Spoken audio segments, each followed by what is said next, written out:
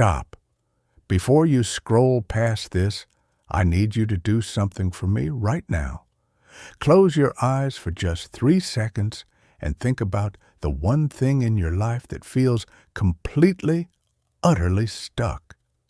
That goal you've been chasing. That dream sitting on the shelf collecting dust. That situation where no matter what you do, nothing seems to move forward. Got it? Good.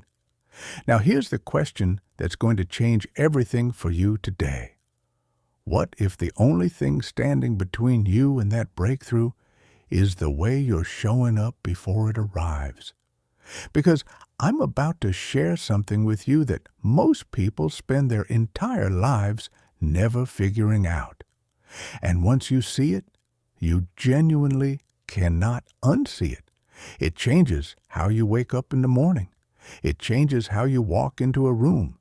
It changes what you attract, what you create, and what you allow yourself to become. It's not a hack. It's not a morning routine. It's not a vision board tip. It's a fundamental shift in the assumption you carry about your own life. And it starts with 4 words. Act as if. Chapter 1. The Psychology of Certainty. Why your inner assumption is your greatest superpower. Let me paint you 2 pictures, and I want you to be really honest with yourself about which one feels more familiar. Picture the first person. She's 31 years old, smart, capable, genuinely talented. But 6 months ago, her startup failed. The business she poured 3 years of her life into quietly collapsed under the weight of bad timing and a market that wasn't ready. And now she wakes up every morning with this low hum of dread in her chest. She opens her laptop and stares at blank job applications. She tells her friends the same story on repeat. How hard the market is, how unfair the timing was, how people like her just don't catch the breaks they deserve. She walks into every conversation already bracing for disappointment. She's not lazy. She's not unintelligent. She's simply operating from a deeply embedded assumption that things probably won't work out for her. Now picture the second person. He's 38. He just went through a painful divorce, lost half his savings in the settlement, and is starting completely over in a city where he barely knows anyone. On paper, his situation is objectively harder than most people's. But there's something quietly different about how he moves through his days. He doesn't pretend the pain isn't real. He doesn't fake smile his way through the grief. But underneath all of it, there's this unshakable current running through everything he does. He applies for opportunities as if he's already the obvious choice. He shows up to new social situations as if he's going to meet someone who will matter to him. He makes decisions, even small daily ones, from a place of quiet confidence that somehow, in ways he can't always see yet, this is all working out. 1 year later, guess whose life has transformed beyond recognition? This isn't a story about luck. This isn't about who had more talent or better circumstances. This is about one of the most profound psychological principles that the most grounded, successful, genuinely fulfilled people in the world have quietly mastered. When you act as if everything always works out, you don't just change your thoughts. You change your brain, your body, your behavior, and ultimately your entire reality.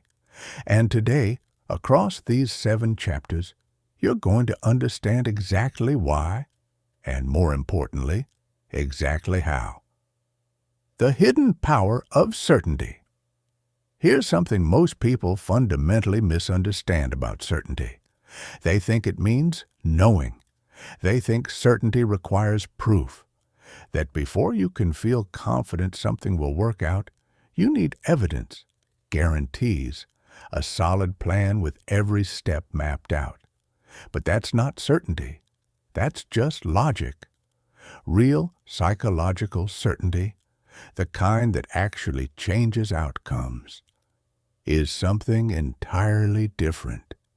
It's an assumption, a deep operating system level assumption that regardless of how things look right now, regardless of how messy or uncertain or frightening the present moment feels, things are moving in your favor.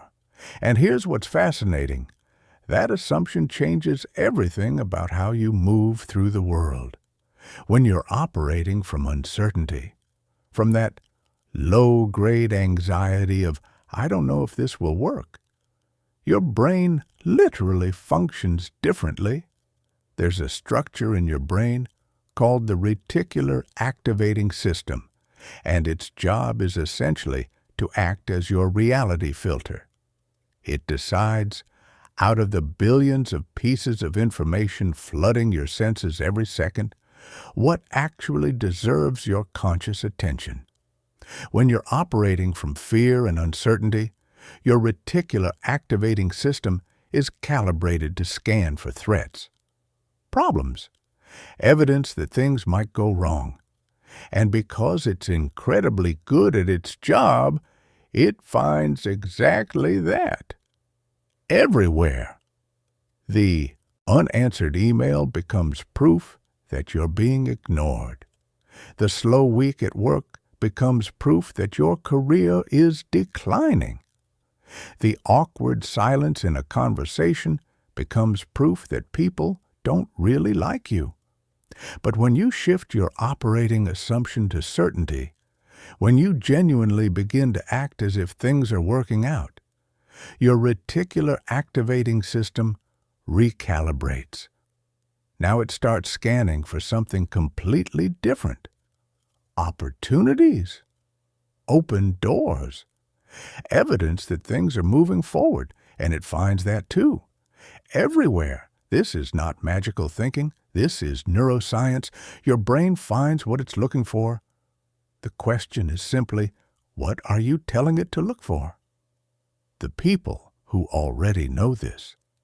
Think about someone in your life, maybe someone you've admired from a distance, or a mentor, or even someone you've just watched operate in the world, who seems to have this quality, that calm, grounded confidence. The person who walks into a difficult situation and somehow makes it feel manageable. The person who gets knocked down and somehow, almost frustratingly, bounces back stronger. What is it about them that's different? It's rarely that life has been kinder to them. Often it's the opposite. The most psychologically certain people I've ever encountered have usually been through things that would have broken most people. A woman I know named Sarah spent 4 years rebuilding her life after a health crisis wiped out her savings, her career momentum, and her sense of identity all at once. And yet, and I watched this happen in real time, she never fully lost that assumption. She'd look at her situation with clear, honest eyes. She'd acknowledge how hard it was. And then she'd say something like, I just have this feeling it's going to turn into something. Not naively, not blindly, just with this quiet, almost inexplicable certainty.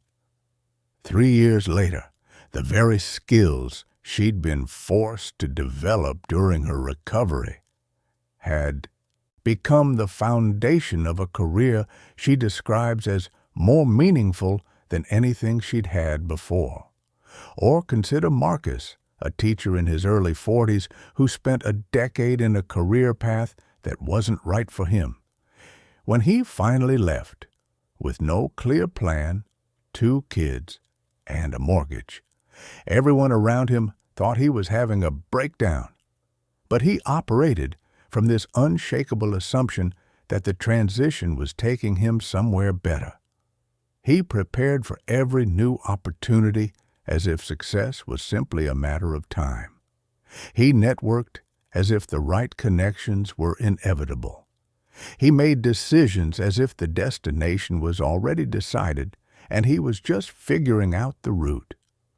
Within 18 months, he'd built something he was proud of. Not because the path was easy. It wasn't. But because his certainty shaped every single decision along the way. Why? Certainty isn't arrogance. One of the things that holds people back from embracing this principle is a quiet, deeply conditioned belief that confidence is somehow dangerous. That if you assume things will work out, you're being naive or arrogant or setting yourself up for a harder fall. I want to gently push back on that. Certainty, real psychological certainty, isn't arrogance. Arrogance is believing you're better than others. Certainty is simply believing in your own capacity to navigate whatever comes. It's not, I know exactly how this will unfold. It's, I trust that however this unfolds, it's working in my favor. There's a profound difference. The person who operates from arrogance closes doors. They stop listening, stop learning, stop being open to correction. The person who operates from certainty opens doors. They walk through uncomfortable rooms. They take risks that a fearful person wouldn't take. They persist past the point where most people quit. Not because they're reckless, but because they genuinely believe the next step is worth taking. The assumption you're carrying right now. Here's where I want to invite you into some real honesty. Not the kind that's harsh or self-critical, just genuine, compassionate self-awareness. What assumption are you currently carrying about your own life? Not the assumption you'd like to have. Not the one you tell other people you have. The actual, operational, moment-to-moment assumption that's running in the background of every decision you make. Is it things generally work out for me? Or is it quietly somewhere underneath everything? I'm not entirely sure they will. Because here's the thing. You can want certainty. You can intellectually agree with everything in this chapter. But if the operating assumption, the one your reticular activating system is calibrated to, is still one of doubt, then your brain is still scanning for evidence of failure, still filtering for threats, still subtly steering you away from the risks that could change everything. The work we're doing together across these 7 chapters isn't about convincing you of a positive idea. It's about actually shifting that operating assumption at a level deep enough that it changes your behavior, your energy, your results. And that shift starts with a single, deceptively simple choice: to begin acting right now, today, before you have proof, as if everything is already working out, not because you have evidence, but because the assumption itself creates the evidence. That's the psychology of certainty. And that's what we're building. Are you ready? Because in the next chapter, we're going to go even deeper into the actual science of how this assumption rewires your brain and why the self-fulfilling prophecy is far more powerful and far more practical than most people ever realize. Chapter 2, Rewiring Your Brain plus the Self-Fulfilling Prophecy. how your beliefs literally build your reality. Let me ask you something personal. Have you ever noticed that some people seem to consistently attract good things, good opportunities, good relationships, good timing, while others seem to walk through life collecting one disappointment after another? And have you ever caught yourself wondering whether that's just luck or whether something deeper is happening? I'm going to tell you right now, it's something deeper, much deeper. And the beautiful, almost overwhelmingly hopeful thing about what I'm about to share is this. It means the trajectory of your life is far more within your influence than you've probably been told. Your brain is not a fixed object. For most of human history, scientists believed the brain was essentially static after childhood. You got the brain you were born with, shaped by your early years, and that was largely that. The patterns were set. The pathways were fixed. Who you were, neurologically speaking, was who you'd always be. Then everything changed. Over the past few decades, one of the most revolutionary discoveries in the history of neuroscience has completely rewritten that story. The concept is called neuroplasticity, and what it tells us is that your brain is not a fixed object. It's a living, constantly changing, endlessly adaptable organ that literally rewires itself based on what you think, what you believe, and how you behave every single day. This means something extraordinary for you. It means that every time you choose to act as if everything is working out, even when you don't feel it yet, even when the evidence seems to say otherwise, you are physically changing your brain. You are strengthening neural pathways associated with confidence, resourcefulness, and solution-focused thinking. And you are simultaneously allowing the pathways associated with fear, doubt, and catastrophic thinking to weaken from disuse. You are literally, biologically, rebuilding yourself from the inside out.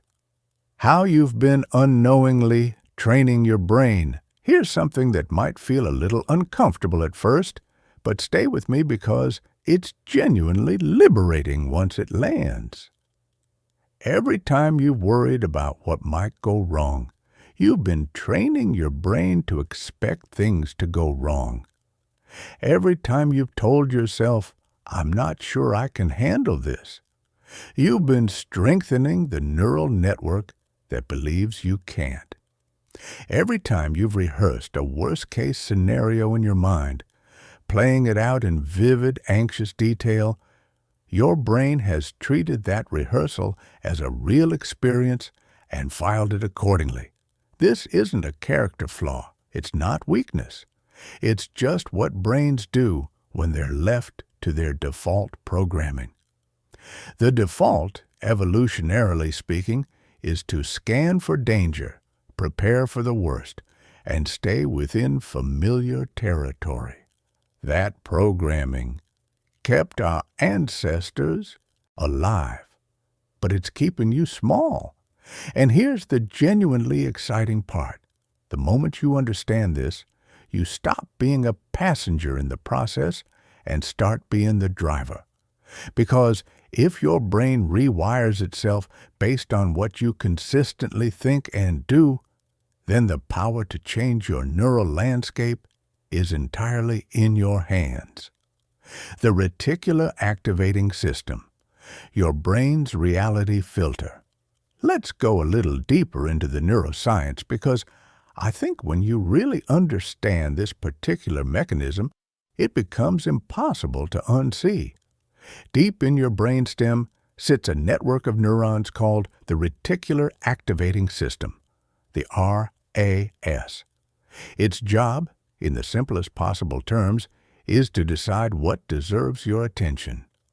Out of the roughly 11 million pieces of information hitting your senses every single second, your RAS filters down to the approximately 40 that your conscious mind actually processes.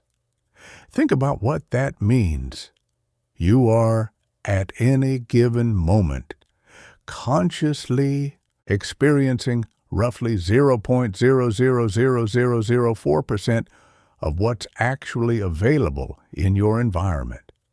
The question is, which 0.000004%? And the answer is the 0.000004% that your existing beliefs have programmed your RAS to look for. If you believe the world is fundamentally threatening, your RAS highlights threats. If you believe opportunities are scarce, your RAS filters out most of the opportunities that pass in front of you, literally makes them invisible to your conscious mind. If you believe good things don't happen to people like you, your RAS will find abundant evidence to confirm that belief while quietly suppressing the contradicting evidence. But, and this is everything, when you consistently act as if everything is working out, you begin reprogramming your RAS. You start telling it, look for this instead. Look for open doors. Look for helpful people. Look for the angle on this situation that moves me forward. And it does, because that's its job. It finds what you tell it to find. This is why two people can walk into the exact same networking event and have completely different experiences. One person, operating from the assumption that these things are awkward and nothing useful ever comes from them, notices all the evidence that confirms this: the stilted conversations, the people on their phones, the lack of immediate obvious opportunities. The other person, operating from the assumption that valuable connections are inevitable, notices the one person across the room who turns out to be exactly who they needed to meet. Same room, same event, completely different realities. Cognitive restructuring, the daily practice of rewiring. So, how do you actually do this? How do you begin consciously rewiring your brain rather than just hoping it happens? It starts with what neuroscientists call cognitive restructuring. And it's simpler than it sounds. Every single time you catch your mind defaulting to a fear-based thought, you have a choice. Not to suppress the thought, not to pretend it isn't there, but to gently, firmly redirect it to a more empowering interpretation. Instead of, what if this doesn't work out? You pivot to, this is working out, even if I can't see the full picture yet. Instead of, I don't know if I'm capable of this, you shift to, I have everything I need to navigate this, and what I'm missing, I'll develop along the way. Instead of, why does this always happen to me? You reframe to, what is this situation teaching me, and where is it redirecting me? This isn't toxic positivity. You're not pretending problems don't exist. You're choosing, consciously, deliberately, repeatedly, to interpret your experience in a way that serves you rather than sabotages you. And every time you make that choice, you're sending electrical impulses down specific neural pathways, strengthening them, making them faster, more automatic, more default. The first few times, it feels forced. That's okay. That's how it's supposed to feel. You're building a muscle that's been largely unused. With repetition, days, then weeks, then months of consistent practice, it becomes easier, then natural, then automatic. The self-fulfilling prophecy. Science, not magic. Now, let's talk about something that sounds almost too good to be true, but is backed by decades of rigorous psychological research, the self-fulfilling prophecy. The concept is this: your beliefs and expectations about future events actually influence your behavior in ways that make those events significantly more likely to occur. Not through some mystical force, through the very concrete, very real mechanism of how your expectations change your actions, your energy, your persistence, and how other people respond to you. When you genuinely expect things to work out, you prepare differently. You show up to the job interview not just rehearsed, but confident. And confidence is one of the most decisive factors in how interviewers perceive candidates. You approach the difficult conversation in your relationship not with walls up and defenses ready, but with openness. And openness dramatically changes how the other person responds. You invest more energy into your goals because you believe in the eventual payoff. You persist longer when obstacles appear because you're not interpreting them as evidence of inevitable failure.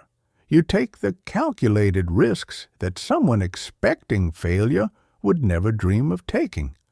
And those risks are often exactly where the breakthroughs live.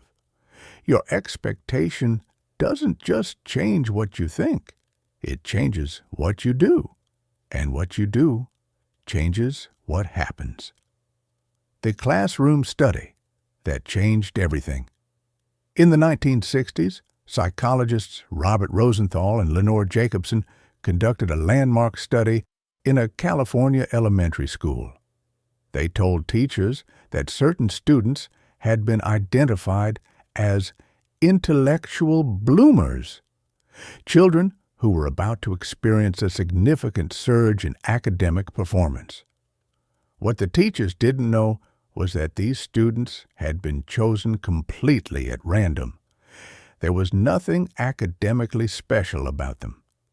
8 months later, the students who'd been randomly labeled as bloomers showed significantly greater gains in IQ scores than their classmates.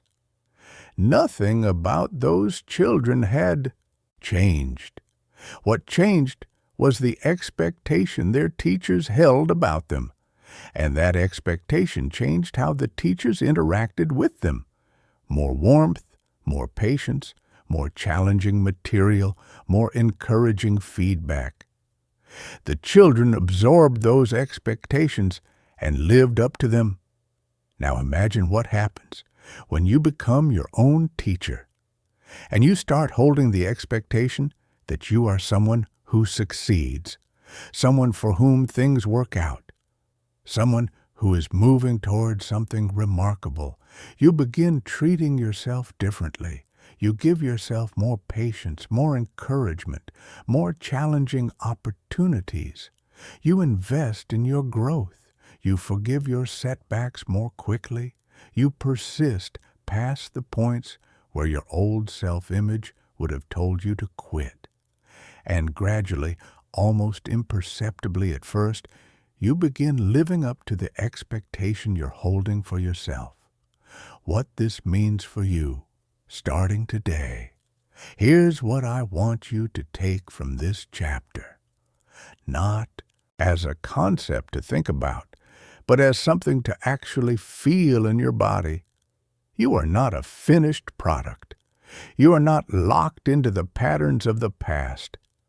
Every thought you choose, every assumption you operate from, every moment you decide to act as if things are working out rather than falling apart, each of those moments is a tiny act of neural reconstruction. You are building a new brain, literally. And the beautiful, almost poetic thing about this process is that you don't have to wait until you believe it fully before you start. You just have to start acting as if you do. The belief follows the action. The evidence follows the behavior. The results follow the expectation. You've been running on old programming for a long time.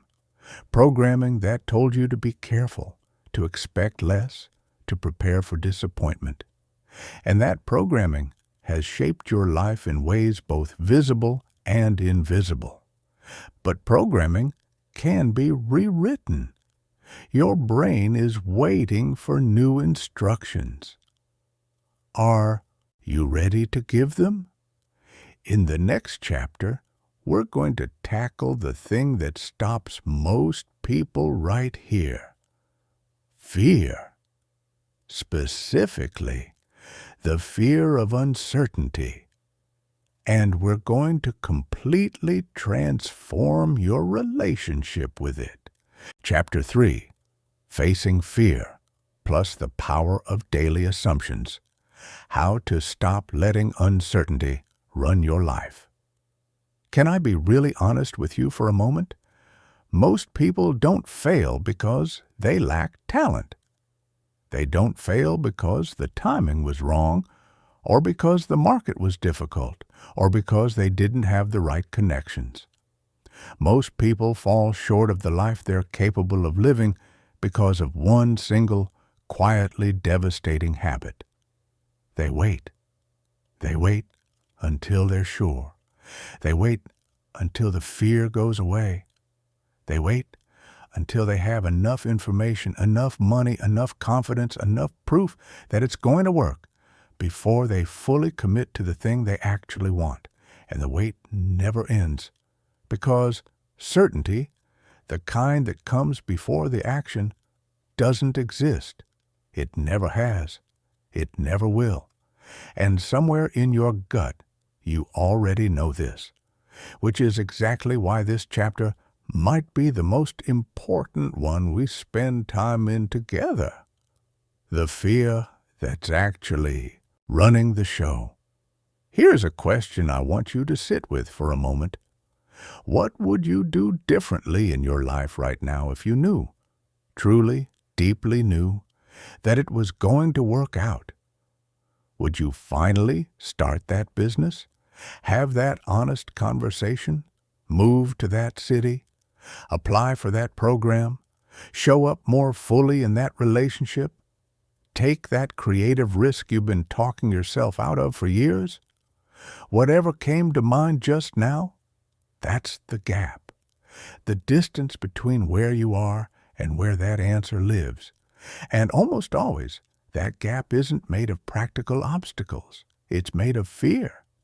Specifically, the fear of uncertainty. The fear that if you step forward without guarantees, without a clear roadmap, without some kind of cosmic assurance that it'll work out, you might fall. And falling, your nervous system has decided, is the worst possible outcome. But here's what I want you to really hear. The fear of uncertainty isn't protecting you. It's imprisoning you, where this fear actually comes from. Your fear of uncertainty isn't a personal failing. It's evolutionary programming. Tens of thousands of years ago, your ancestors survived by being cautious, by staying within familiar territory, by treating the unknown as a threat, because in a world of genuine physical dangers, the unknown often was a threat. That programming is still running in your nervous system today. When you face an uncertain situation, a career leap, a difficult conversation, a creative risk, your brain doesn't distinguish between uncertain outcome and physical danger. It fires the same alarm, releases the same stress hormones, creates the same urge to retreat to familiar ground. This is why uncertainty feels so physically uncomfortable. It's not weakness. It's ancient biology doing its job in a world it was never designed for. But here's the critical insight. The world you're living in is not your ancestors' world. The uncertain thing you're facing isn't a predator. It's a possibility. And treating a possibility like a predator is costing you your potential. The illusion of certainty. Here's something that might genuinely reframe everything for you. The certainty you're waiting for? It's an illusion. Think about the things in your life that feel most secure right now. Your job, your relationships, your health, your living situation. Every single one of those things could change tomorrow. Not because you're being pessimistic, but because that's simply the nature of being alive. Change is the only genuine constant any of us have ever had access to. The people who seem most stable, most grounded, most unshakable in the face of life's uncertainty, they haven't found certainty. They've made peace with its absence. They've stopped needing to know how things will unfold and developed something far more powerful instead. Trust in their own ability to handle whatever unfolds. That's the shift. From "I need to know it'll work out" to "I trust myself to navigate whatever happens." From "I need certainty before I act" to "I act and I handle whatever comes." This shift doesn't make you reckless. It makes you free. Rewriting your relationship with risk. When you're operating from fear of uncertainty, risk feels like standing at the edge of a cliff in the dark. You can't see the bottom, so your instinct screams, "Don't jump." But when you truly believe that everything works out, when your operating assumption is that you are someone who navigates challenges and emerges stronger, risk transforms. It stops being a cliff in the dark and becomes something closer to a doorway in low light. You can't see everything on the other side, but you trust that there's ground to stand on. And you step through. This is what researchers call intelligent risk tolerance, the ability to assess opportunities based on their genuine potential rather than their guaranteed certainty. People with high intelligent risk tolerance don't take reckless gambles. They take calculated leaps, moves where the potential upside significantly outweighs the potential downside, and where even the failure outcome contains valuable lessons. The person who acts as if everything works out doesn't need a guaranteed outcome. They just need to believe that whatever outcome arrives, they'll find a way to use it.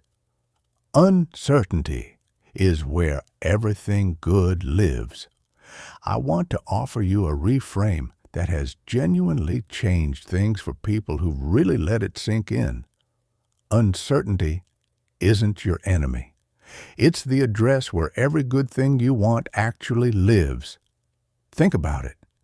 Every significant positive development in your life, every meaningful relationship, every exciting opportunity, every moment of genuine growth emerged from a situation that was, at the time, uncertain.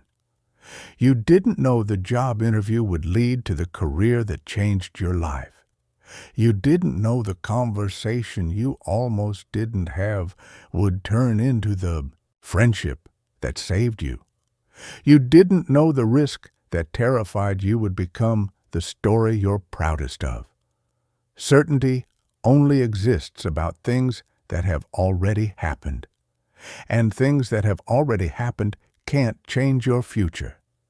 The future, your future, lives entirely in the territory of the unknown, which means that if you're waiting for certainty before you engage fully with your life, you are, in the most literal possible sense, waiting to live. The power of your daily assumptions. Now let's shift into something that might feel smaller, but is actually enormous in its impact. the assumptions you make every single day in moments so ordinary you barely notice them. Because here's what most people miss about acting as if everything works out. It's not just a philosophy for the big moments. It's not just for the career pivots and the major life decisions. It operates powerfully, consequentially, in the smallest moments of your day. The assumption you make when you wake up in the morning, the assumption you carry into a difficult meeting, the assumption you hold when you send an important message and wait for a reply, the assumption running in the background when you sit down to do creative work, when you walk into a social situation, when you look at your bank account, when you step on the scale, when your phone rings and you don't recognize the number. These micro-assumptions, hundreds of them every day, are collectively shaping your experience of reality in ways that dwarf the impact of any single big decision. A morning that changes everything. Let me give you a concrete example of what this actually looks like in practice. Imagine two people waking up on a Monday morning. Both have a challenging week ahead. Both have a difficult conversation scheduled. Both are working toward goals that haven't materialized yet. The first person wakes up and, before their feet hit the floor, begins running through everything that could go wrong. This week, the conversation will probably be awkward. The project probably won't come together in time. The thing they're hoping for probably won't happen. By the time they're in the shower, they're already exhausted, not from doing anything, but from mentally fighting a week that hasn't even started yet. The second person wakes up and takes 3 breaths before reaching for their phone. Not in a forced, performative way, just a genuine moment of pause. And in that pause, there's a quiet assumption humming underneath everything. This week is going to show me something useful. Things are moving forward, even when I can't see it clearly. They think about the difficult conversation and assume, going in, that it can reach a good place. They approach their project assuming they'll find the creative angle they need. They move through their morning with the low-grade energy of someone who expects their day to be worth showing up for. Same Monday, same week ahead. Completely different inner experience, and almost certainly over time, different outcomes. Assumption awareness, your most underrated daily practice. Here's something I want to invite you to try, not as a complicated practice, but as a simple act of paying attention. For the next 24 hours, notice your assumptions, not to judge them, not to force them to change, just to see them. When you walk into a conversation, what are you assuming about how it'll go? When you sit down to work on something important, what are you assuming about your ability to do it well? When something unexpected happens, what's your immediate, instinctive interpretation? Is this a problem, or is this a redirect? Most people have been running on automatic assumption pilot for so long that they don't even realize their assumptions are assumptions. They feel like facts, like reality, but they're not. They're interpretations, and interpretations can be changed. When you start noticing your assumptions, you gain something incredibly powerful, the ability to choose them. Not to force fake positivity over genuine concern, but to default whenever the evidence is genuinely ambiguous, to the interpretation that empowers you rather than limits you. Give people the benefit of the doubt. Give situations the benefit of the doubt. Give yourself the benefit of the doubt. Assume the email wasn't meant coldly. Assume the opportunity is worth pursuing. Assume the difficult week is building something in you that you'll need later. Assume that the universe, or life, or circumstances, or whatever word resonates with you, is more interested in your growth than your comfort, and that the discomfort you're feeling right now is part of something that's working in your favor. The cumulative weight of small assumptions. Here's the thing about assumptions that people rarely talk about. They compound. One empowering assumption in a single moment doesn't change your life. But 300 empowering assumptions across a single week start to shift your energy. 3,000 across a month begin to change what opportunities you notice, how people perceive you, and what actions feel available to you. Tens of thousands across a year, and you're living in a genuinely different reality. Not because the world changed, because you changed the lens through which you're experiencing it. This is why the people who truly embody this principle seem to lead almost charmed lives.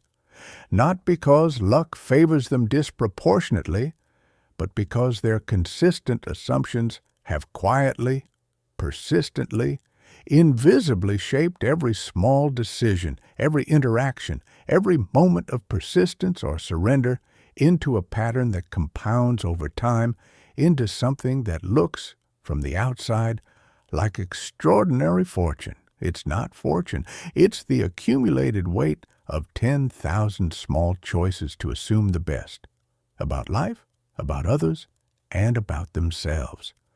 And that choice is available to you right now, today, starting with the very next assumption you make. In the next chapter, we're going to talk about energy, not in a vague, abstract way, but in a deeply practical way that explains why some people seem to magnetically attract the exact things they need. And we're going to talk about what happens when life hits you with something genuinely hard, and how to transform setbacks into the very fuel that drives your breakthrough. Chapter 4. Energy and Vibration, plus Transforming Setbacks.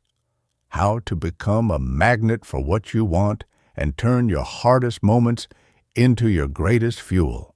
I want to start this chapter with something that might surprise you. The most powerful thing you bring into any room, any conversation, any opportunity isn't your resume. It isn't your skills, your experience, or even your ideas.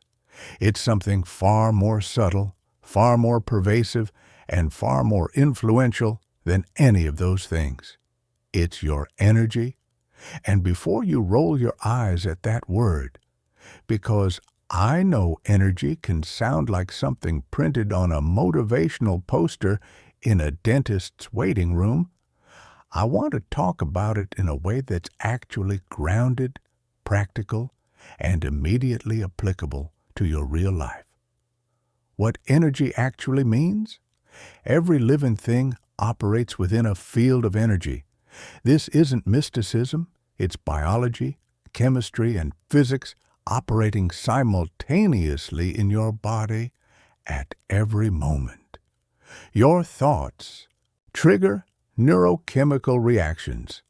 Those reactions affect your hormones. Your hormones shape your posture, your facial expressions, your vocal tone, the way you breathe, the way you move through space. All of that, every micro expression, every subtle shift in your physiology, every unconscious signal your body is broadcasting, is what other people experience as your energy. And human beings are extraordinarily sensitive to it. We've evolved over hundreds of thousands of years to read each other's energetic states with a precision that completely bypasses conscious thought. You know this from your own experience. You've walked into a room and immediately felt something was off before a single word was spoken. You've met someone and felt inexplicably at ease within the first 30 seconds of conversation. You've been on a phone call and sensed something was wrong in the other person's voice, despite their reassuring words. That's energy. And it's not abstract. It's real. It's measurable. And it's one of the most consequential forces shaping your results. The frequency. You're broadcasting. Here's the part that matters most for what we're building together. When you act as if everything always works out, when your operating assumption is one of genuine confidence and positive expectation, your entire physiology shifts. Your nervous system moves out of the low-grade fight-or-flight activation that comes from chronic worry and into a state that researchers call calm alertness. Your breathing deepens, your posture opens, your facial muscles relax into expressions of warmth and confidence. Your voice carries a different quality, steadier, warmer, more resonant, and people feel this immediately, instinctively, without knowing why. The person vibrating at the frequency of calm certainty walks into a job interview, and the interviewer leans forward, walks into a negotiation, and the other party feels inexplicably more cooperative. Walks into a first date, and the other person thinks there's something different about this one.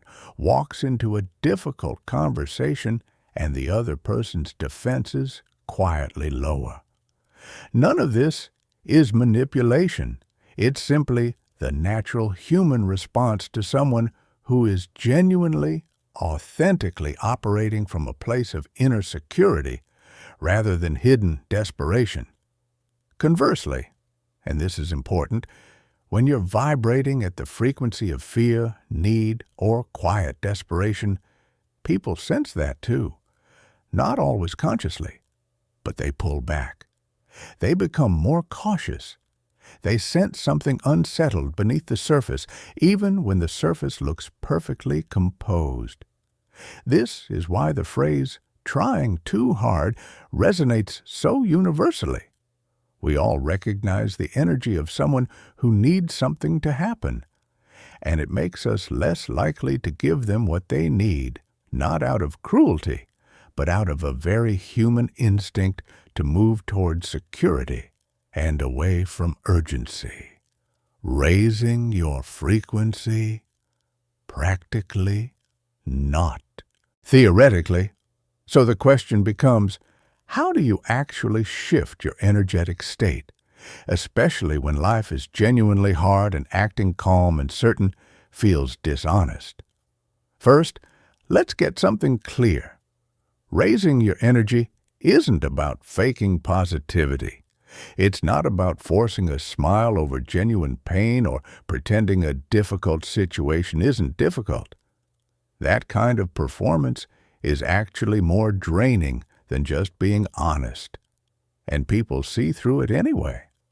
What it's about is this: feeling what you genuinely feel, and then consciously choosing not to make your temporary emotional state your permanent operating frequency. You can acknowledge that something is hard and trust that it's working out. Both things are true simultaneously. The grief is real. The trust is also real. The challenge is real. The certainty that you'll navigate it is also real. Here are some of the most practical, genuinely effective ways to shift your frequency when you need to. Movement. Your body and your mind are not separate systems.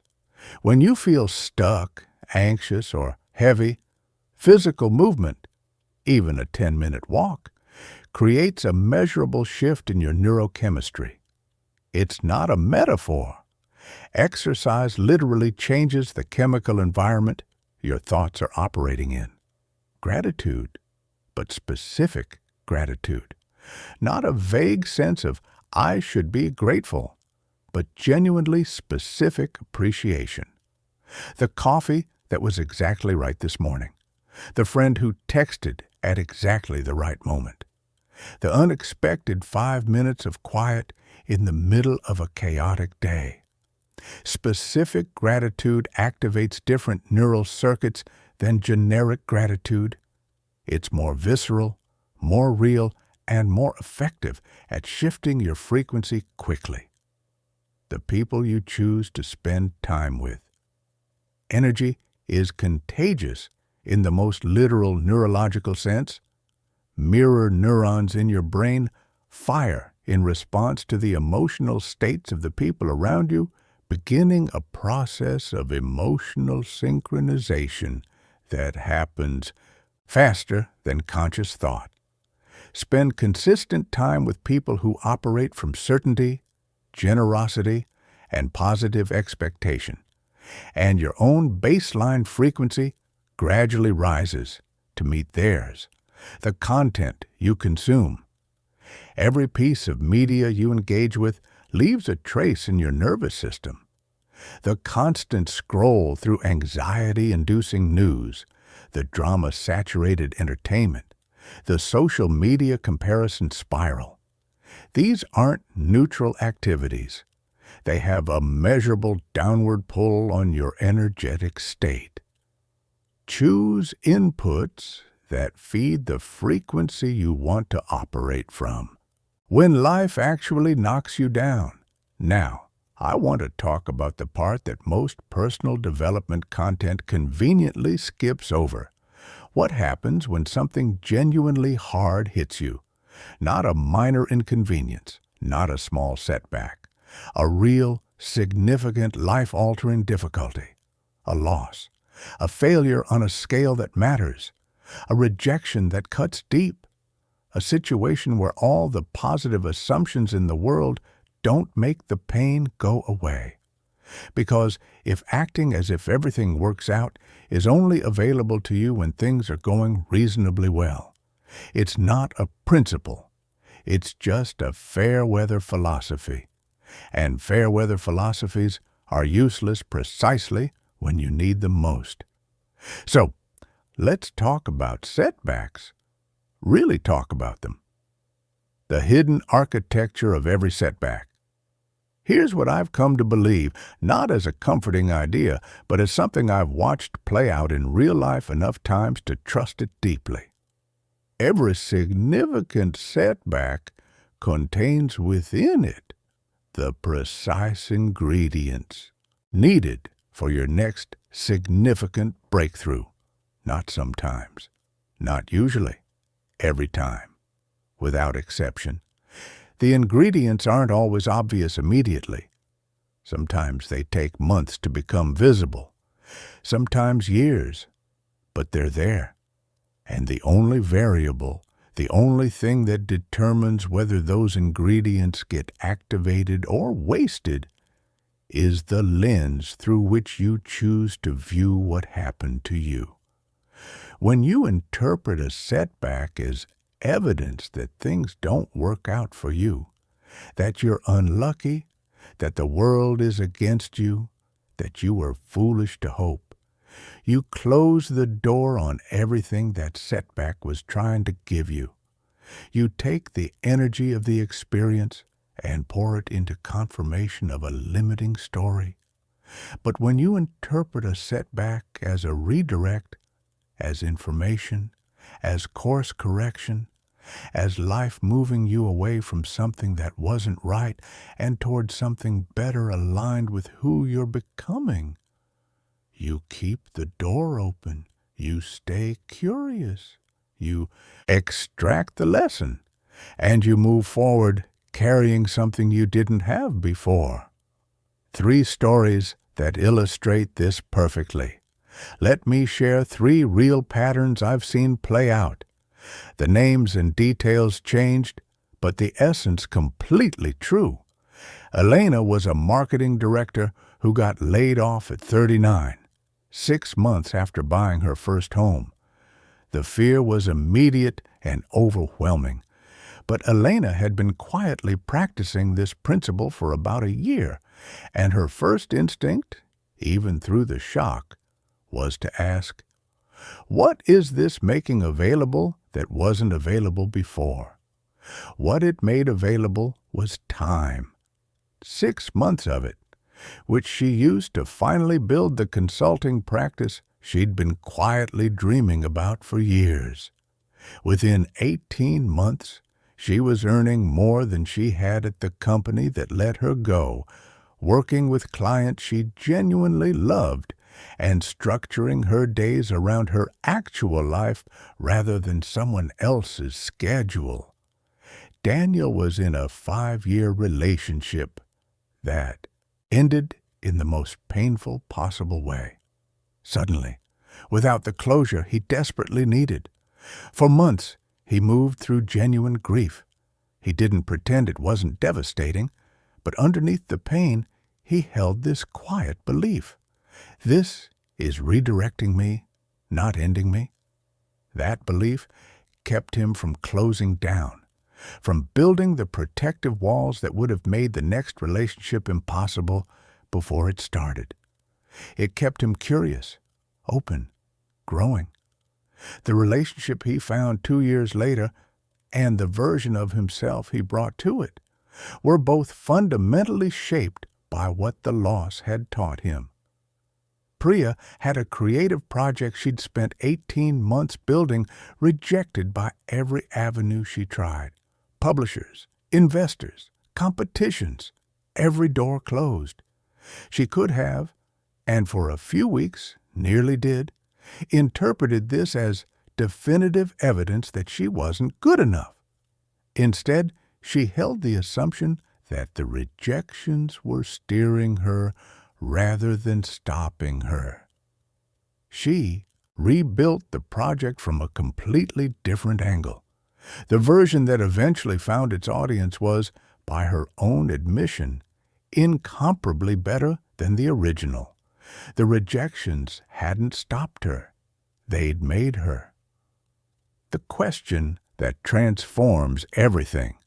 When something difficult happens, most people instinctively ask, why is this happening to me? It's a natural question, but it's also a trap. Because why is this happening to me assumes the experience is fundamentally against you, that it's something being done to you rather than something happening for you. And that assumption closes off access to everything useful the experience contains. The question that transforms everything is this: how is this serving my growth? Not, is this serving my growth? Because that leaves room for the answer no. But how? Presupposing that it is, and simply asking what form the gift takes. Sometimes the answer is obvious. Sometimes it takes weeks to emerge. Sometimes it only makes sense. In retrospect, when you can see from a distance how the path you were forced onto was better than the path you were on. But asking the question genuinely, curiously, without the need for an immediate answer, keeps you oriented toward growth rather than stuck in victimhood. It keeps your energy moving forward rather than pooling in bitterness or despair. And it keeps the door open for the breakthrough that almost always lives on the other side of the hardest moments. Resilience isn't toughness, it's trust. I want to close this chapter with something I think reframes resilience in a way that makes it actually accessible, rather than just admirable from a distance. Most people think of resilience as a kind of toughness, a gritting of teeth, a refusal to be broken, and there's something to that. But the deepest, most sustainable resilience I've ever witnessed in people isn't gritted teeth toughness. It's trust. It's the quiet, unshakable trust that this whatever this is right now is part of something larger that's working in your favor, that the story isn't over, that the closed door isn't the last door, that the pain you're in right now is not your permanent address. That trust doesn't make the hard things easy, but it makes them survivable, and more than survivable, it makes them useful. It transforms them from things that happen to you into things that happen for you. And that transformation, from victim of circumstances to student of life, is perhaps the most powerful shift a human being can make. In the next chapter, we're going to bring this into your relationships, because the people in your life are both a reflection of and a contributing factor to everything we've been building. And we're going to talk about what it actually looks and feels like to take inspired action from this place of certainty. Chapter 5, Relationships and Social Connections plus Inspired Action. How your inner world shapes every connection you have and every step you take. Here's something nobody tells you when you start working on yourself. The first place the transformation shows up, before the career breakthrough, before the financial shift, before any of the big visible external changes, is in your relationships. The way people respond to you changes. The quality of connections you attract changes. The dynamics in your existing relationships shift. Sometimes subtly, sometimes dramatically, but always without exception, the inner work shows up first in the human connections around you. And this makes complete sense when you understand what we've been building together, because your relationships aren't separate from your psychology. They're a direct reflection of it. The energy you carry into every interaction, the assumptions you hold about whether people will show up for you, whether you deserve genuine connection, whether good relationships are actually possible for someone like you, shapes every single human exchange you have, which means that when you truly begin acting as if everything works out, your entire relational world begins to transform. The energy you bring into every room, think about the last time you walked into a social situation feeling genuinely good, not performed confidence, real, settled, quiet, inner ease. Maybe it was an evening with close friends where you felt completely yourself, or a conversation that flowed so naturally you lost track of time, or a moment where you walked into a room and just felt right. Remember how you showed up in those moments, how accessible you were, how naturally interesting and interested, how the conversation came easily, how people leaned in, how the whole experience had a quality of effortlessness that felt almost like a different version of social life than the one you usually navigate. Now think about what was different. It wasn't the room, it wasn't the people necessarily. It was your assumption going in. You were operating from a place of inner security, not needing anything specific to happen, not bracing for awkwardness or rejection, not running the constant background calculation of, am I coming across well? You were simply there, present, open, expecting good things without requiring them. And that inner state, that energetic quality of secure, unhurried presence, is magnetic in the most literal human sense. It draws people toward you. It creates the conditions for genuine connection because it removes the very thing that most consistently prevents it. The desperate, invisible, absolutely palpable need for the interaction to go a specific way. Neediness versus wholeness, the most important distinction in relationships. One of the most profound shifts that happens when you genuinely embody the principle that everything works out is this. You stop being needy in your relationships, not because you stop caring, not because you become emotionally unavailable or detached, but because you stop operating from the fear that if this particular connection doesn't work out, you won't be okay. And that shift from relational neediness to relational wholeness changes everything about how you show up with other people. When you're needy in relationships, you tolerate things you shouldn't tolerate because you're afraid of being alone. You dim yourself to avoid conflict because you're afraid of rejection. You overgive, over-explain, over-apologize, not from genuine generosity, but from the anxious calculation that if you don't, the person might leave. You attract, almost magnetically, people who sense that need and either consciously or unconsciously exploit it. You create dynamics built on imbalance, one person perpetually reaching, the other perpetually slightly out of reach.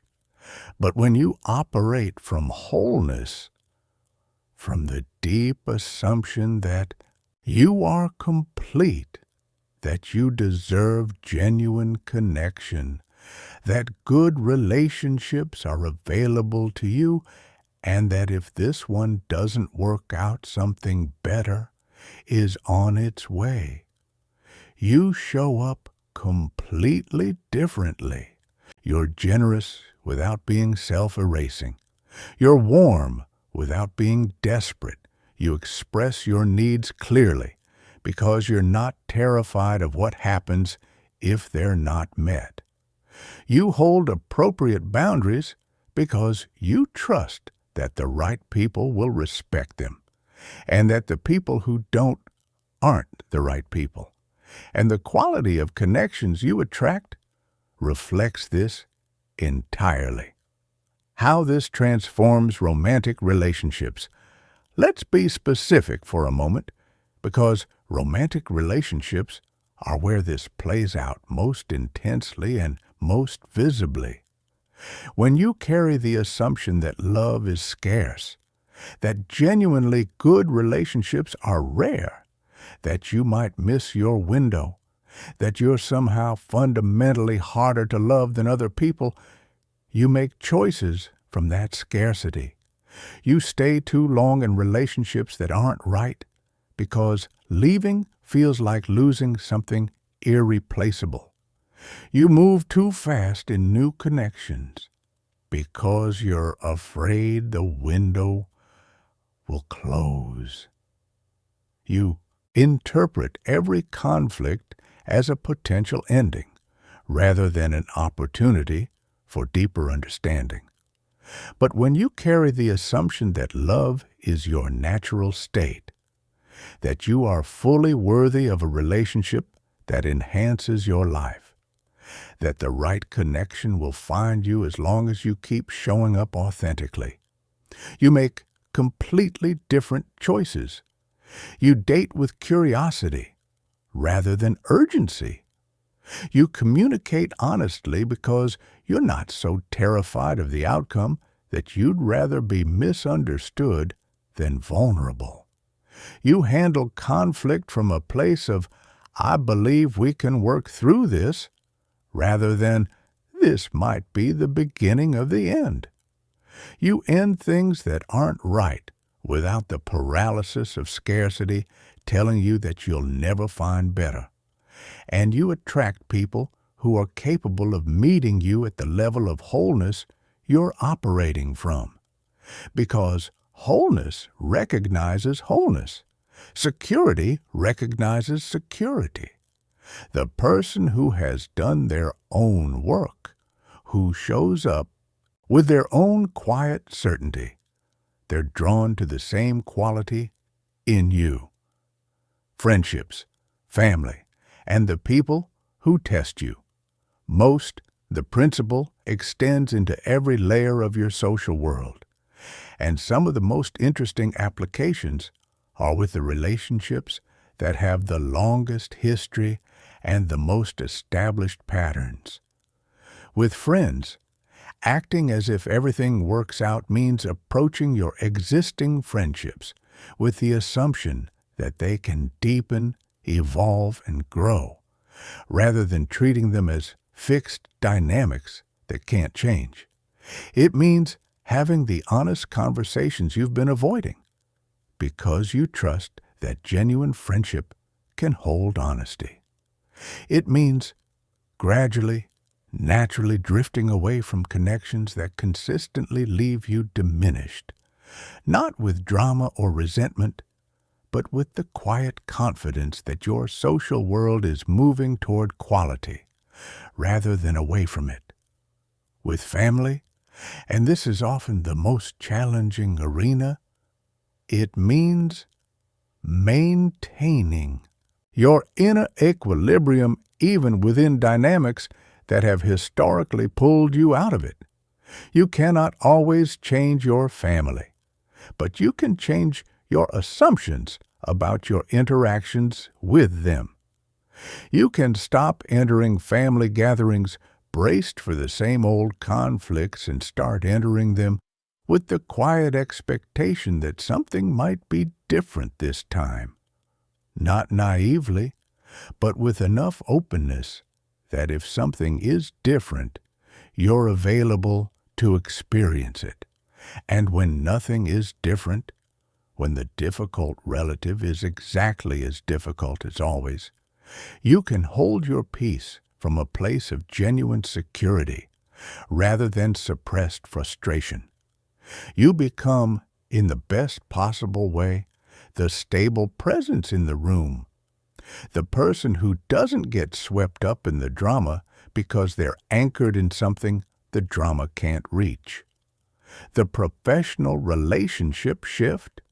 Your working relationships are equally transformed when you carry this inner certainty.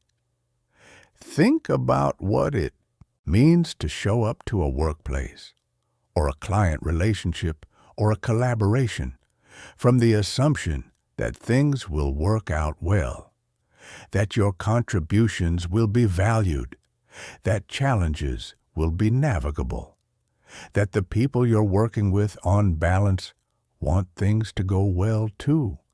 You communicate more openly. You offer ideas you'd previously kept to yourself because you were afraid of how they'd land. You ask for what you need, feedback, resources, recognition, because you're not so afraid of being told no that you'd rather silently go without. You handle disagreements with colleagues from the assumption that resolution is possible, which changes your entire approach to conflict from defensive to collaborative. You become, quite simply, someone people want to work with. Not because you're performing agreeableness, but because you're genuinely, authentically oriented toward positive outcomes. And that orientation is both contagious and compelling. From forced action to inspired action. Now, I want to shift into something that connects directly to everything we've been building, because understanding this distinction might be one of the most practically valuable things in this entire conversation. There are two fundamentally different kinds of action, and they look almost identical from the outside, but they feel completely different from the inside, and they produce dramatically different results over time. The first kind is forced action, action taken from fear, urgency, scarcity, or desperation. The frantic application of dozens of jobs because the fear of financial insecurity is deafening. The aggressive networking driven by terror of missing opportunities. the endless productivity driven not by genuine engagement, but by the anxiety of what might happen if you slow down. The conversation you finally have not because the moment feels right, but because you've been avoiding it so long, the pressure is unbearable. Forced action works. In the short term, it produces movement, but it's exhausting. It's brittle. It tends to create the kinds of results that look okay on the surface but feel hollow in the living, and it's ultimately unsustainable because it runs on a fuel, fear, that burns hot and burns out. The second kind is inspired action. Action taken from alignment, curiosity, genuine desire, and the deep trust that things are working in your favor. The job application you send because something about this particular opportunity genuinely excites you, and you trust that the excitement means something. The conversation you initiate because you feel genuinely ready, and the timing feels right. The creative risk you take because the idea won't leave you alone, and you've learned to trust that kind of persistent inner pull. Inspired action feels completely different in your body. It might still be challenging. Growth is almost always uncomfortable, but it doesn't feel wrong. There's a quality of rightness to it, even when it's scary, a sense of alignment between what you're doing and who you are. How to tell the difference.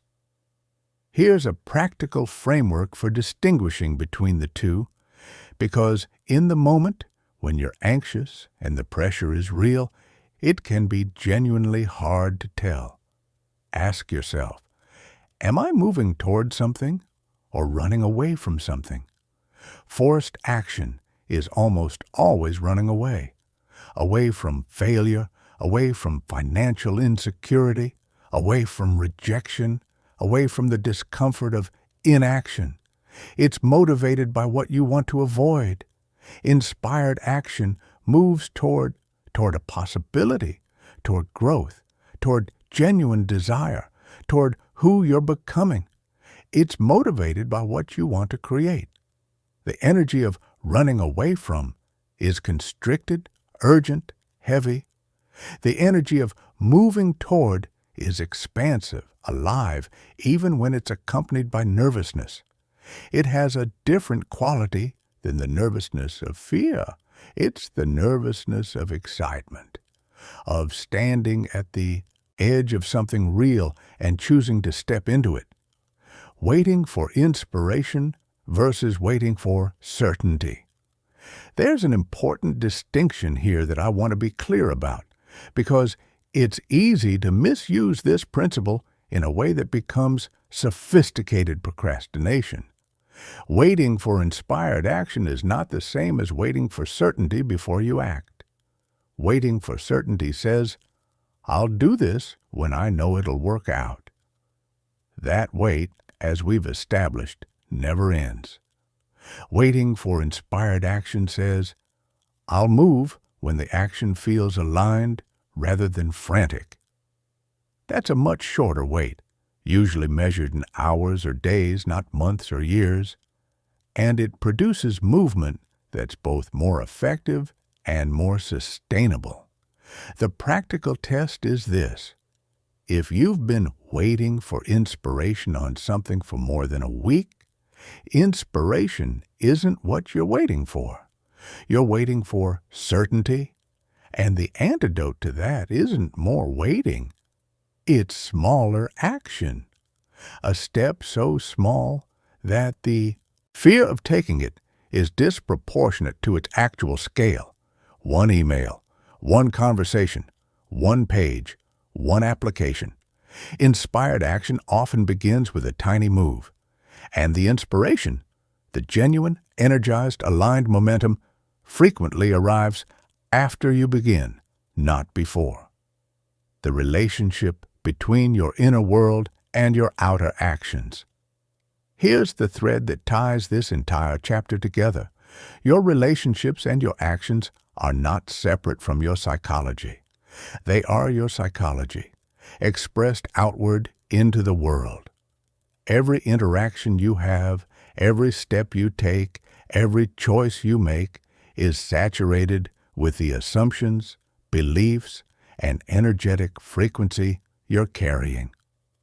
When those assumptions are oriented toward certainty, toward the deep, embodied belief that things are working in your favor, your relationships become richer, your actions become more aligned, and the cumulative effect of both begins to build the kind of life that looks, from the outside, like remarkable good fortune. But you know by now that it's not fortune, it's alignment, accumulated, compounded over time, and it's available to you, starting with the very next conversation you have and the very next action you take.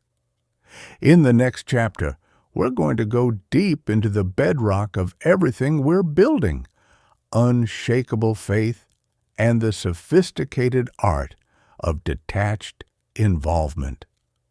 This is where the principle stops being something you practice and starts becoming something you simply are. Chapter 6, Unshakable Faith plus Detached Involvement.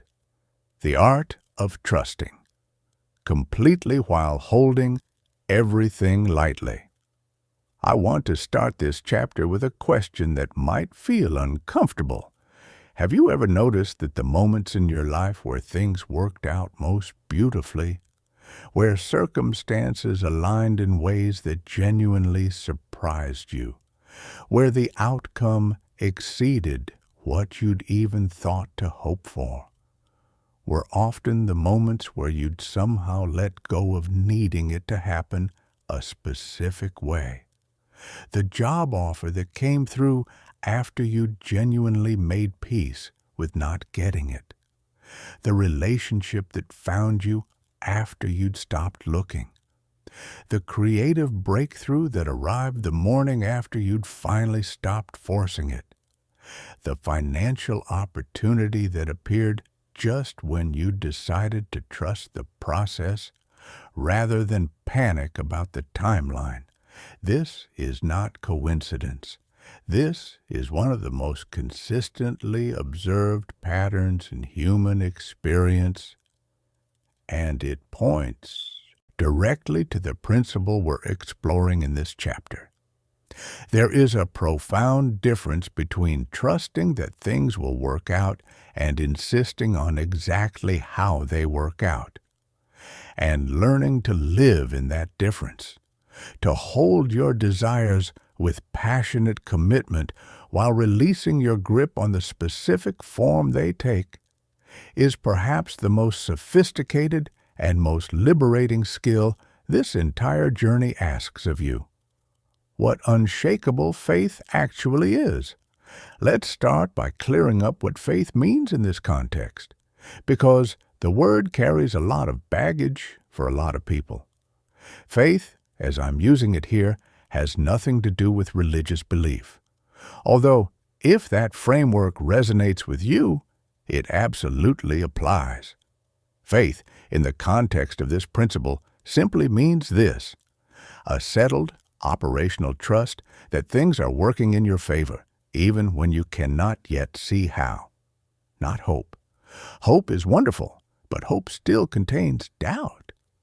Hope says, I really want this to work out. Faith says, this is working out, even right now, even when it doesn't look like it. Not optimism. Optimism is a tendency to expect positive outcomes.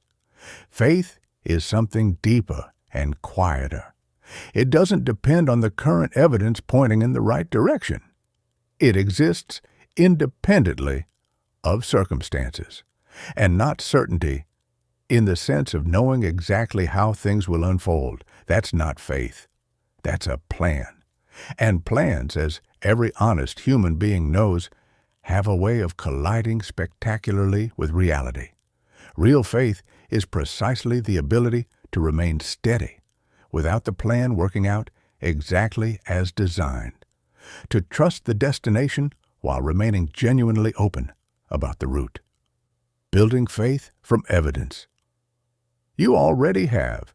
Here's something I want you to do right now. And I mean actually do it, not just read past it. Think about the hardest thing you've been through in your life. The experience that, at the time, felt like it might genuinely break you. The loss, the failure, the betrayal, the collapse of something you'd built or believed in, the moment where you genuinely could not see how things were going to be okay. Now look at where you are today. You made it through, not just survived. You're here, engaged, still reaching, still growing, still interested enough in your own life to be spending time on this. Whatever that hard thing was, it didn't end your story. In most cases, if you're honest, it contributed something to your story that you wouldn't trade, even though you'd never have chosen it. This is your evidence base, and it's more substantial than you typically give it credit for. You have survived 100% of your hardest days so far. Every door that closed eventually revealed another door. Every loss eventually created space for something new. Every failure eventually taught you something that shaped what came next. This isn't a platitude. This is your personal, lived, empirical history. And it is the bedrock on which genuine faith is built. When you really sit with this history, when you look back at your own life with honest eyes and trace the through line from your hardest moments to where they led, you find something remarkable. You find that things have, in fact, worked out. Repeatedly, consistently, often in ways you couldn't have predicted or planned. That pattern is not accidental, and it is not finished. The difference between faith and attachment. Now here's where this gets nuanced, and where most people, even those genuinely committed to this principle, unknowingly undermine themselves. There's a crucial distinction between faith and attachment, and confusing the two is one of the most common reasons people find their certainty wavering just when they need it most. Faith says, I trust that things are working out perfectly. Attachment says, I trust that things are working out perfectly, as long as they work out in this specific way, on this specific timeline, producing this specific result. Do you see the difference? Faith is open, attachment has conditions, and the moment your trust becomes conditional on a particular outcome, it's no longer really trust. It's just a very confident preference, and confident preferences are not resilient in the face of life's inevitable surprises. Here's how this plays out practically. You're pursuing a goal, let's say a significant career transition. You have faith that this transition is right for you, that you have the capability to make it, that opportunities are coming. That's good. That's the principle in action. But then you decide that the transition must happen through a specific company, by a specific date, in a specific form. And now, your faith is actual attachment in disguise. Because when that specific company passes, when that specific date arrives and nothing has materialized, your faith collapses. Not because things aren't working out, but because they're not working out in the exact way your attachment demanded. Real faith survives the collapse of the specific plan. Real faith says, that door closed, which means a better door is opening.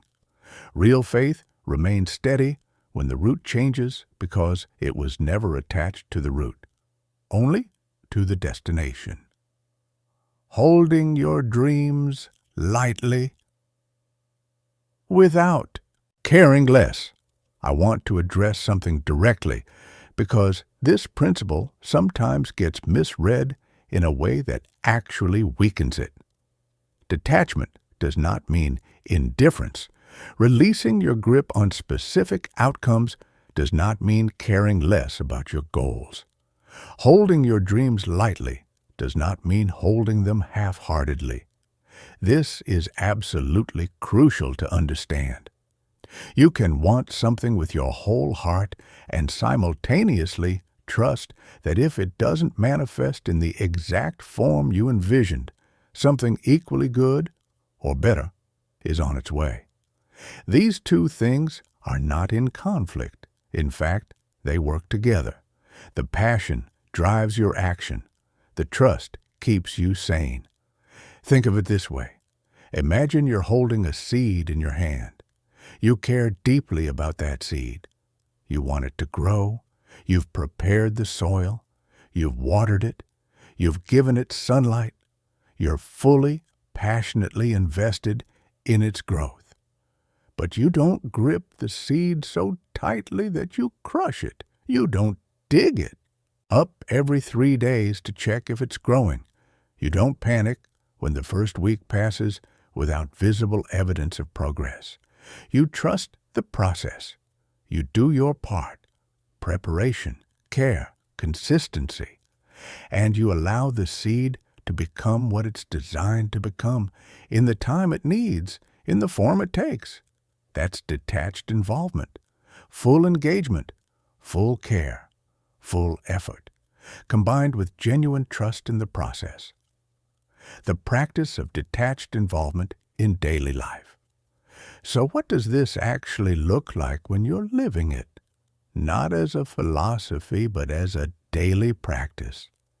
It looks like preparing thoroughly for the job interview and then walking in genuinely unattached to whether you get the offer, not because you don't want it, but because you trust that if you don't, something better suited to your path is coming. It looks like having the difficult conversation in your relationship with full honesty and full care, and then releasing the outcome.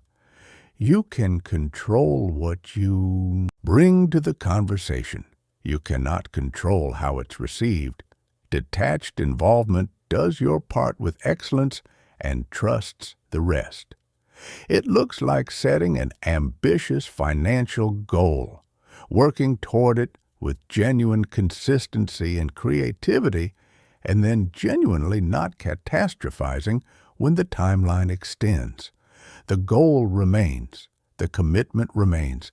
The panic doesn't need to. It looks like making a creative project with everything you have, releasing it into the world, and then genuinely not attaching your self-worth to how it's received. You made the thing. That was your job. What happens next is not entirely in your hands, and that's okay. In each of these cases, the detachment isn't passivity. It's not giving up. It's the sophisticated, mature recognition that your job is to show up fully and do your part, and that beyond your part, there are forces at work that you cannot control, and that trusting those forces rather than fighting them produces better outcomes than white-knuckling every variable.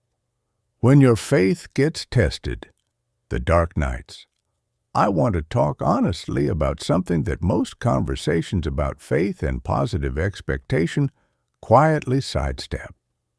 There will be periods, real, extended, genuinely difficult periods, where acting as if everything works out feels not just challenging, but almost dishonest, where the evidence against it has been accumulating for so long and so consistently that maintaining the belief feels like a form of self-deception.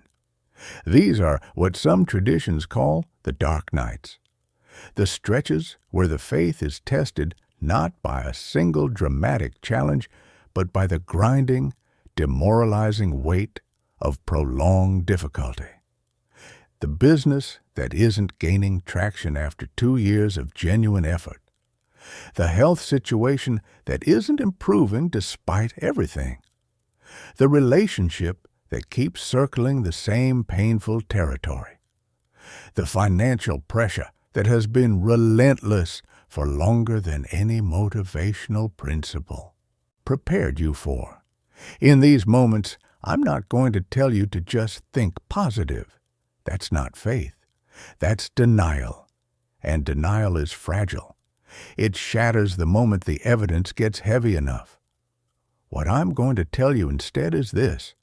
Faith in these moments is not the absence of doubt. It's the presence of trust despite the doubt.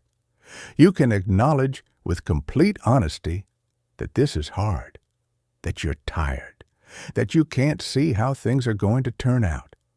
And you can simultaneously hold underneath all of that honesty a quiet, unargumentative trust that you haven't seen the end of this story yet. Not because you have proof, but because your history, every hard thing you've survived, every closed door that led somewhere, is proof enough. The dark nights don't contradict the principle. They're the most important arena in which it's practiced. And the faith that survives a dark night isn't the same faith you carried in. It's deeper, more real, more unshakable, forged rather than inherited. Surrendering control without surrendering effort. There's a paradox at the heart of detached involvement that I want to name directly, because once you understand it, it stops feeling like a contradiction and starts feeling like wisdom. The paradox is this. The less you try to control the outcome, the more influence you tend to have over it. This runs completely counter to how most of us have been taught to operate. We've been taught that control produces results, that the more tightly you manage every variable, the more likely things are to go the way you want.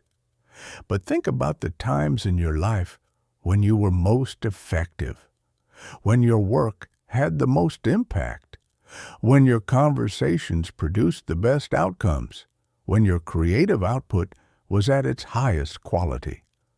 I'd be willing to bet that in most of those moments you weren't white-knuckling every detail. You were in it, fully present, fully engaged, but not tense, not controlling, flowing. That state, fully engaged but not tense, working hard but not forcing, caring deeply but not attached, is what detached involvement feels like when it's working. And it produces results that forced, anxious, attachment-driven effort rarely achieves.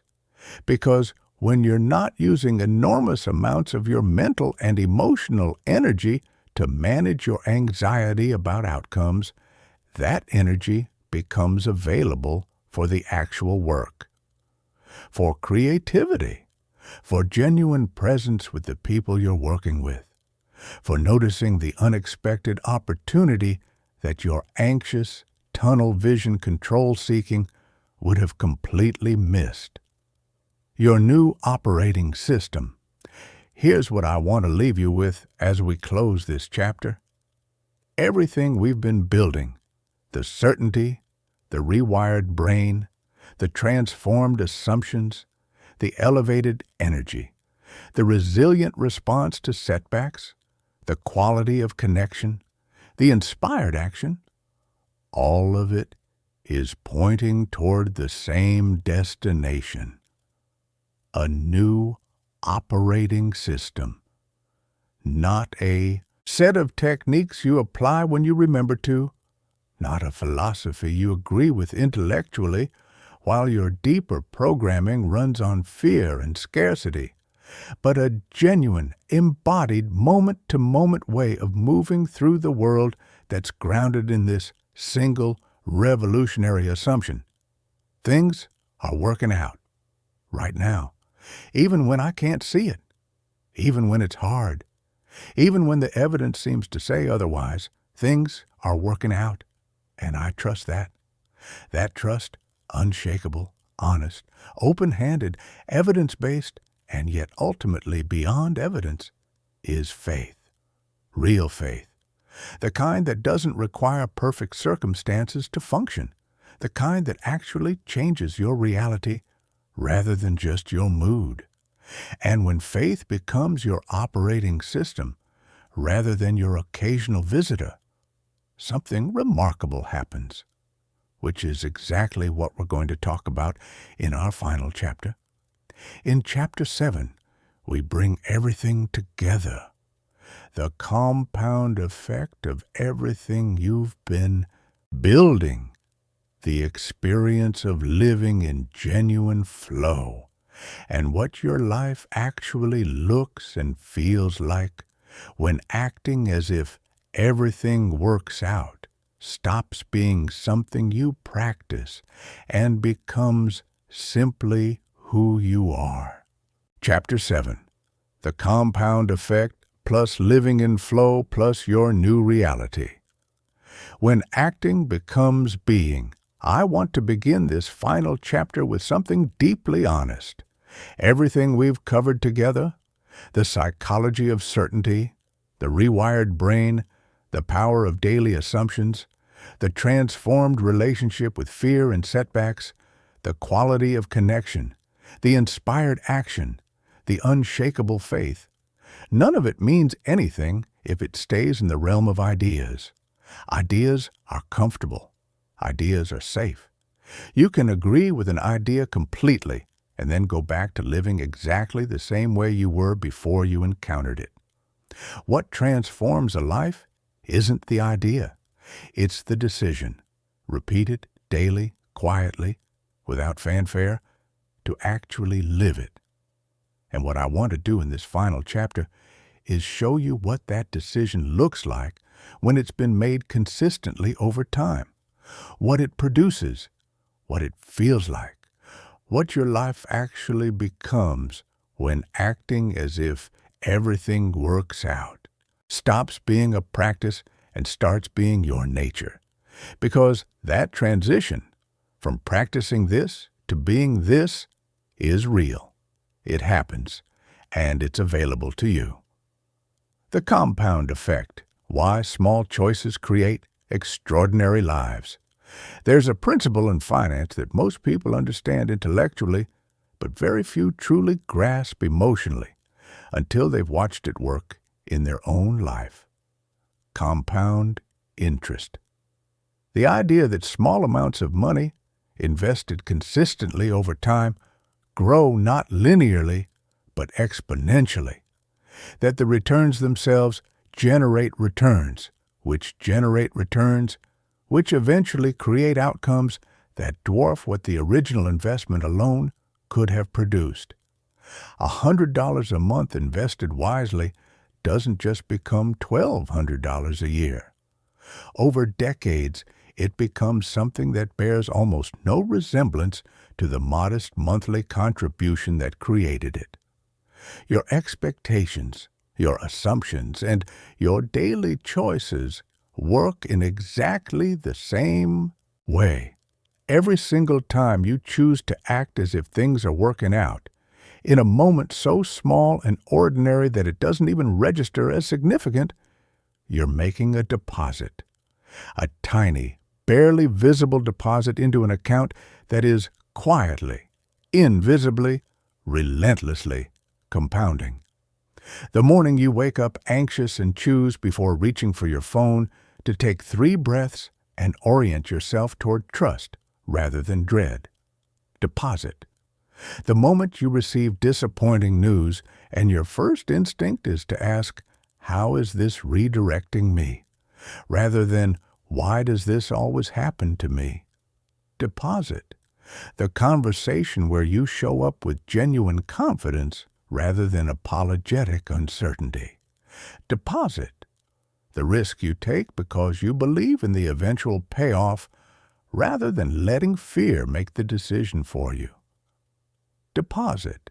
The difficult day you move through with your faith intact, not because it's easy, but because you've decided that your trust in the process is non-negotiable. Deposit. Each of these moments, individually, seems insignificant. It doesn't feel like you're changing your life when you take those 3 breaths. It doesn't feel like a breakthrough when you reframe a disappointment.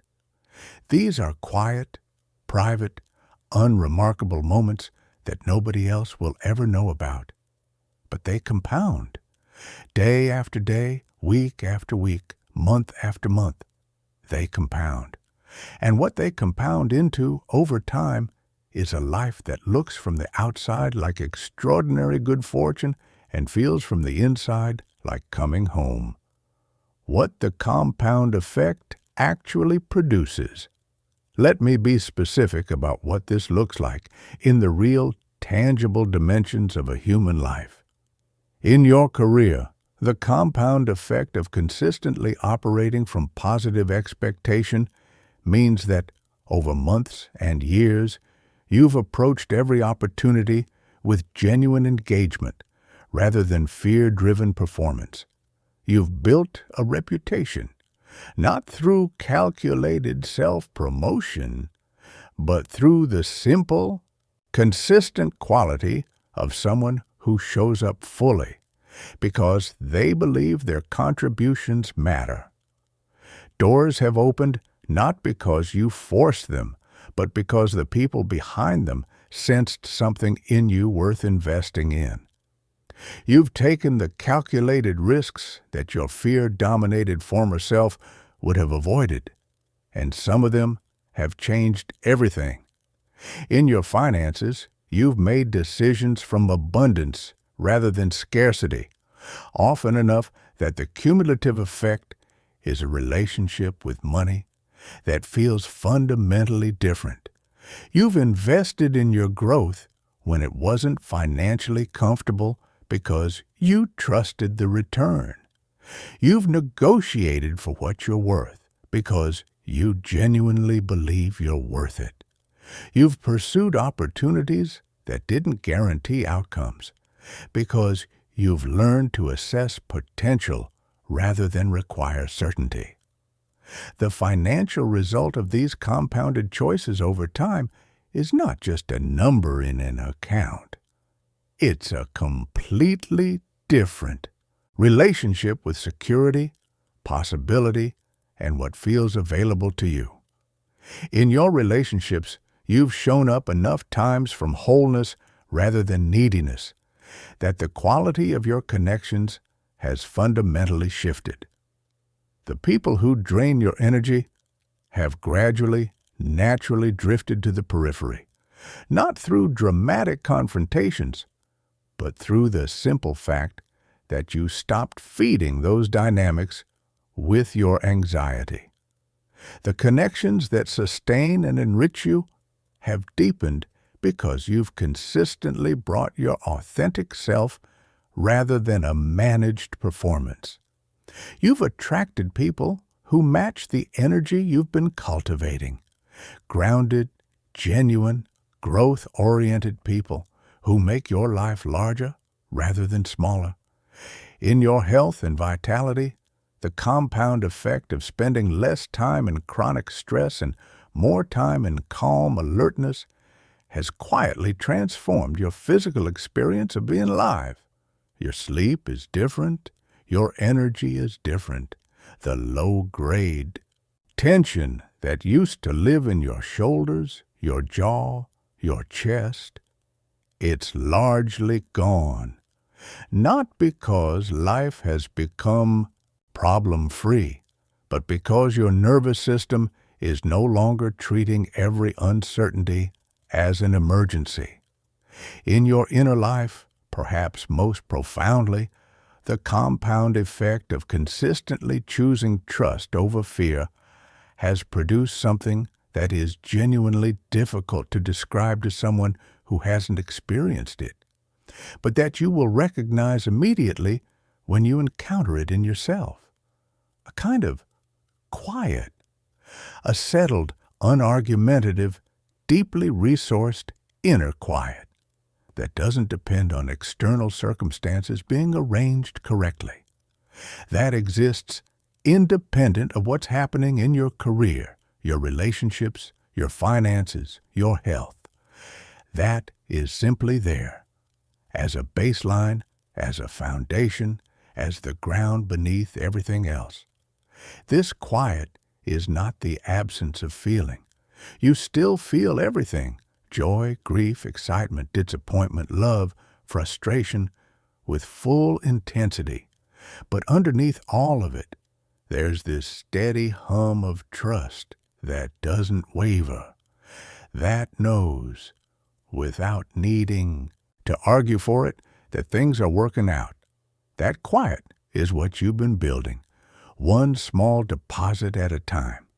The tipping point, when everything shifts. There comes a moment, and I want to prepare you for it, because knowing it's coming makes it easier to stay consistent until you get there. When the compound effect reaches what researchers call a tipping point, the moment when the accumulated weight of your deposits suddenly becomes visible, when the work you've been doing quietly, privately, without external validation, produces results that are undeniable. For some people, this tipping point arrives as a sudden external breakthrough, an opportunity that appears from nowhere, a relationship that transforms everything, a financial shift that seems almost miraculous. For others, it arrives as an internal recognition, a moment where you realize almost with surprise that you have fundamentally changed, that the person navigating your life today is operating from a completely different foundation than the person who began this journey. Often, it's both simultaneously. The external shifts and the internal shift happen together because they were always connected. The inner work was always producing the outer results.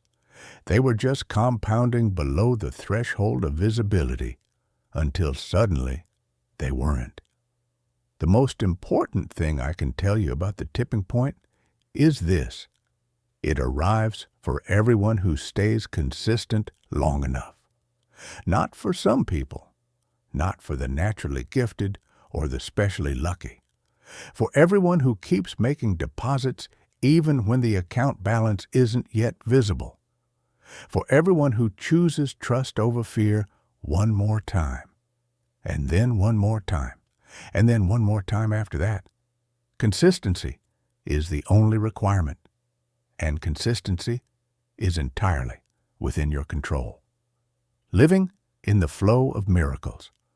When the compound effect reaches its tipping point, when the new operating system has fully installed, something remarkable begins to happen in the texture of daily life. Researchers call it flow. Athletes call it being in the zone. Some spiritual traditions call it grace. Whatever you call it, you know it when you experience it. And once you've tasted it, you spend the rest of your life learning how to live there more consistently. In this state, life stops feeling like something you're pushing through and starts feeling like something you're moving with. The synchronicities that used to occasionally surprise you become almost routine. You think about someone and they reach out. You need a specific piece of information and it appears. You're wondering about a next step and a conversation provides the exact clarity you needed. These aren't violations of natural law. They're the natural result of being so consistently aligned. Your thoughts, your emotions, your actions, your energy, all pointing in the same direction, that you become exquisitely sensitive to the opportunities and connections that were always present but previously invisible to you. Your decision-making transforms in this state. Choices that used to require agonizing deliberation become surprisingly clear, not because the decisions are easier, but because you've developed what can only be called a felt sense of alignment, an intuitive knowing of which direction serves your growth and which direction doesn't. You trust this knowing, you act on it, and it consistently proves reliable. Your creativity expands. Solutions appear with an effortlessness that surprises you. Connections between ideas emerge that your anxious, over-controlled former mind would never have noticed. The creative output you produce in this state has a quality, an aliveness, a resonance that work produced from stress and urgency rarely achieves. The people you encounter seem to show up with uncanny timing. Collaborators who have exactly the skills you need. Mentors who appear just when you've outgrown your current level. Friends who say exactly the right thing at exactly the right moment. This isn't magic. It's the natural social result of someone operating at a frequency of genuine openness and positive expectation, attracting, as if by gravity, the people and encounters that match that frequency.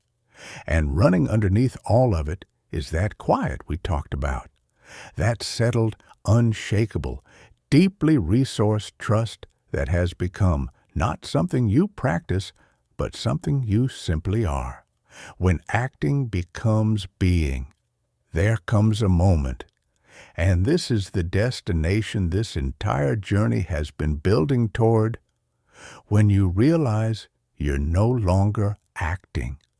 You're no longer reminding yourself to trust that things will work out. You're no longer choosing in each moment to reframe fear into faith. You're no longer consciously, effortfully redirecting your assumptions toward the empowering interpretation. You simply know it, at a level that lives below thought, below effort, below conscious choice, in the same way you know your own name or know that you love the people you love.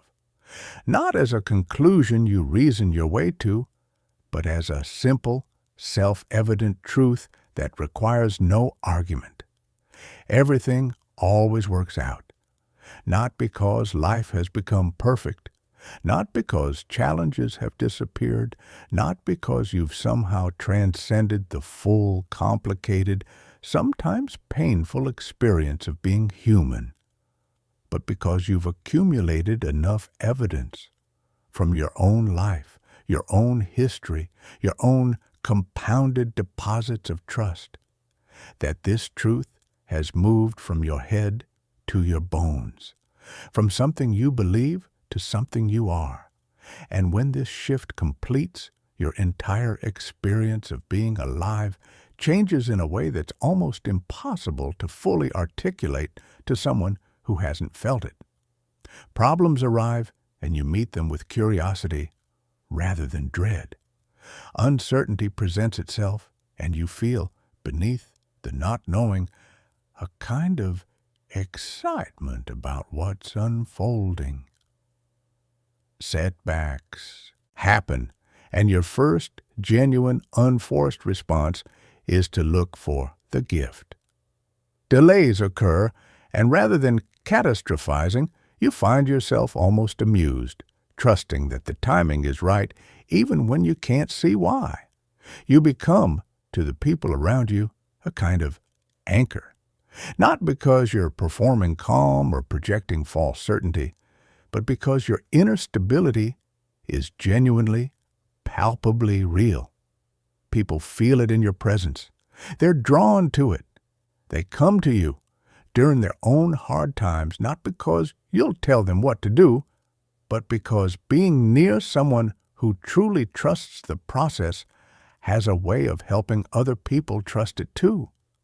Your presence becomes your greatest contribution, a letter to the version of you who started this journey. I want to close with something personal. Somewhere in your life right now, there's a version of you that's still operating from fear, still waiting for certainty before fully committing to the thing you want, still carrying the quiet, exhausting belief that things probably won't work out. Not for someone like you, not in circumstances like yours, not with everything you're up against. I want to speak directly to that version of you. You have survived everything life has thrown at you so far, every hard thing, every closed door, every moment of genuine despair. You've come through all of it. That's not nothing. That's extraordinary. That's your evidence base, and it's more substantial than your fear has allowed you to acknowledge. The life you want is not out of reach. It is not reserved for people with different circumstances, better timing, or some quality you lack. It is available to you, specifically, particularly, uniquely to you, through the accumulated, compounded effect of the choices you make from this moment forward. You don't have to figure out the whole path. You don't have to see the entire staircase. You just have to take the next step from the assumption that the ground will be there when your foot lands, because it will be. It always has been, and it always will be. The only question that has ever mattered is whether you're willing to act as if you already know that. Not someday, not when the circumstances are better, or the fear is smaller, or the proof is clearer. Now, from exactly where you are, with everything you have, act as if everything always works out, because it does. Final thoughts. What you do next. This isn't the end of anything. It's the beginning of everything. Starting today, you have a choice in every moment. Hundreds of choices, actually, scattered through the ordinary texture of your days, between the assumption that limits you and the assumption that frees you. You don't have to get it right every time. You don't have to be perfect at this. The beauty of the compound effect is that it doesn't require perfection. It requires consistency, more often than not. Most moments, most days, a gradual, imperfect, genuine reorientation toward trust. Start where you are. Use what you have. Do what you can from the assumption that it's enough, because it is. And watch what happens.